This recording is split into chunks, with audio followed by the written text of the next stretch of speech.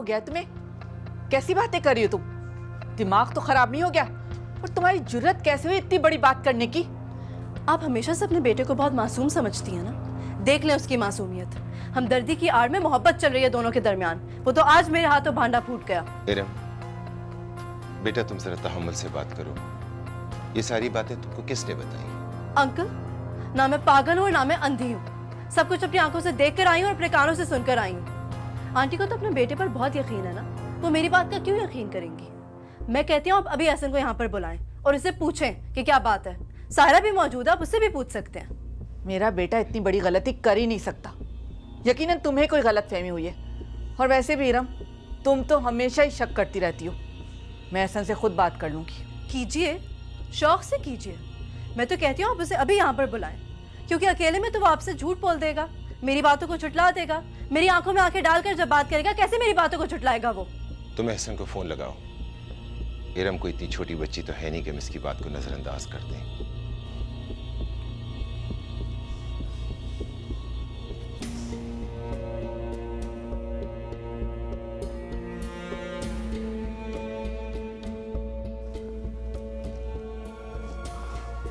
दोबारा मिलाओ। मिला रही हूं ना।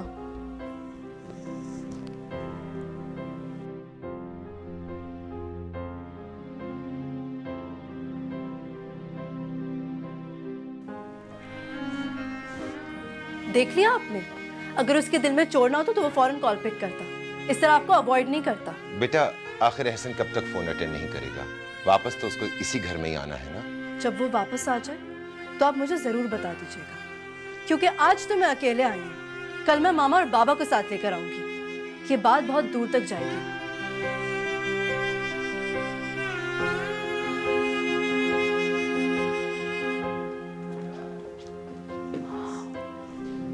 पता नहीं क्या हो गया इस लड़की को। इस लड़की को कुछ नहीं हुआ, तुम्हारे बेटे को कुछ हो गया है। आप भी अपने बेटे को गलत समझ रहे हैं।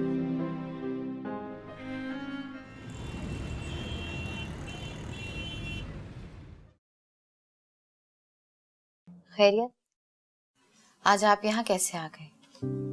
इरम से परमिशन लेकर या उससे छुपकर? प्लीज सारा, कम से कम तुम तो इस तरह की बातें मत करो। मैं बहुत परेशान हूँ इस वक्त। तुम जानती नहीं हो, तुम्हें अंदाजा नहीं है कितनी बड़ी प्रॉब्लम खड़ी कर दी इरम ने मेरे लिए। कितना खौफ है आपको इरम का?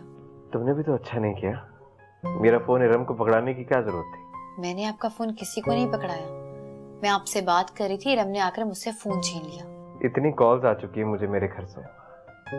मुझे लगता है इरम ने घर में सब कुछ बता दिया होगा कि हमारी शादी हो गई। आपका मुझसे हमदर्दी महंगी पड़ गई। आपके पास अब कोई रास्ता नहीं है। क्या मतलब है तुम्हारा? एडमिट कर लूं क्या सबके सामने कि मैंने तुमसे शादी की? और क्या, जब तक आप उन लोगों का सामना नहीं करेंगे, ये फोन कॉल्स आपका पीछा नहीं छोड़ेंगी। तो बताओ ना सारा, मैं क्या करूं?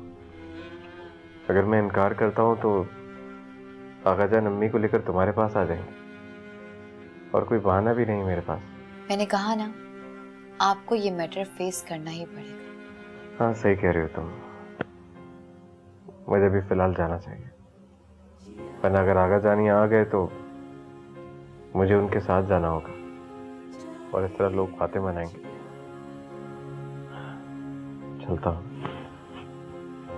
बिरहा की मारी हुई कासे मैं कहूँ, तो पे सब हारी हुई कासे मैं कहूँ। एहसन, तुमने हमें कहीं का नहीं छोड़ा। सच सच बताओ, इरम जो कह के गई है क्या वो सच है? मेरी बात का जवाब क्यों नहीं दे रहे? चुप क्यों बैठे हो? बह रहे हो क्या? मेरी आवाज नहीं आ रही तुम्हें? हमें ये सब कुछ सच है, मगर सायरा से तुम्हें इतनी हमदर्दी होगी कि उसकी खातिर तुमने अपनी माँ बाप की इज्जत को दांव पे लगा दिया। तुम जानते हो असद भाई और आगा जान के ताल्लुकात कितने पुराने? वो उस वक्त से दोस्त थे जब तुम पैदा भी नहीं हुए थे। मैं जानता हूँ, लेकिन मैंने कभी ऐसा नहीं सोचा कि मेरे ये सब कुछ करने से हमारी फैमिली डिस्टर्ब हो। और तुमने बड़ी लाज रख ली हमारी। तुम्हें अंदाजा भी नहीं कि इरम मुझे कितना सुना कर गई।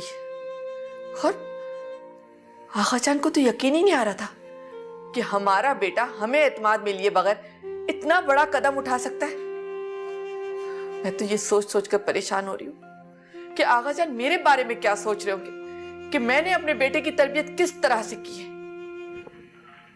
अम्मी, अभी मैंने सायरा से शादी सिर्फ इसलिए की है कि मौत की तरफ कदम बढ़ाती हुई एक लड़की को जिंदगी की खुशियां दे सकूं। सारी हमदर्दियां सायरा के लिए हैं। तुम्हें हमारे ऊपर रहम